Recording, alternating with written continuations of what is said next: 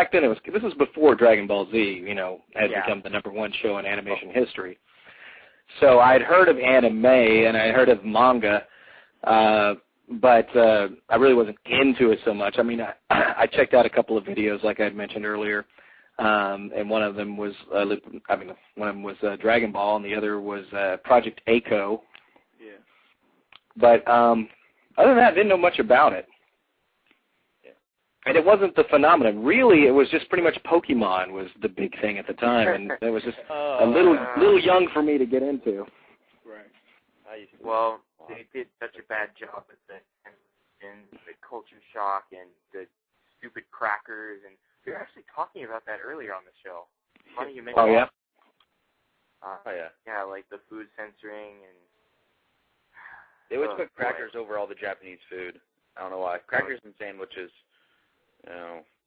Well, you know, they just same with Yu-Gi-Oh, right? Well, I never watched Yu-Gi-Oh. Yeah, they do the same thing for. Wait, I don't think they have very much Japanese food in Yu-Gi-Oh, unless. Well, no, I mean, as far as editing and stuff, and you know, dumbing it down and stuff. Like, I've read some Yu-Gi-Oh manga, and it was like, wow, there's a lot more story here than on the TV show. And then they told me, oh, no, that was edited out.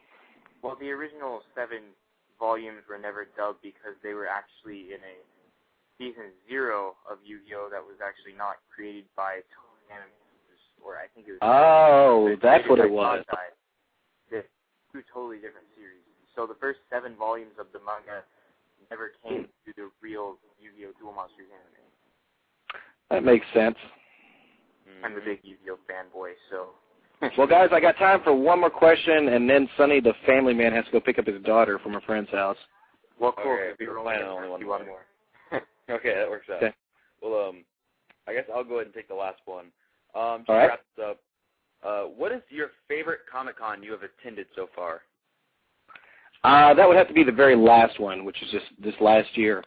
And a close second was the first one I went to back in, I think it was 1990. 91 maybe. The last one was because it was ElfQuest's 30th anniversary. It was a huge deal, and I was sat on a panel with the director who's going to be directing the movie. But the cool thing is he's also the director of Dodgeball. Oh, wow. That's so random but so awesome. Yeah. So it was cool. He and I were sitting back in the back, you know, waiting for our turn to be called up there. And I'm going to go pick her up. Yeah, my wife's telling me I need to go pick up my daughter. But yeah, so the one before that was when I actually got to meet Jack Kirby. And it was really kind of sad to me because, you know, Jack Kirby created, you know, the Fantastic Four and, I mean, just about he had a hand in every major Marvel character in the Marvel Universe. Right. Mm-hmm. And I went to this convention and they made this announcement, and that was my first convention selling my comic book. And they said, Jack Kirby will be signing autographs in aisle 14. So me and my buddy Bill, we're just hauling ass to get to aisle 14, right? Because we know there's going to be a huge-ass line. Yeah. And we get there, and there's nobody there but him. It's like the industry had completely forgotten about him. Yeah, and I was just like, what? And it was really cool to have him all to myself, but at the same time very sad. And I realized that, you know, your fame in pop culture is very fleeting. People like that need to be respected more. Yeah. Well, later there became this big resurgence of interest in the Silver Age comics and stuff that he was a part of, and suddenly he became a god, and like 2 years later there was a huge line waiting for him, and I was like, okay, good, this seems like the world is right again. Yay. Well, that was a fun interview. Thank you very much for joining us on our show.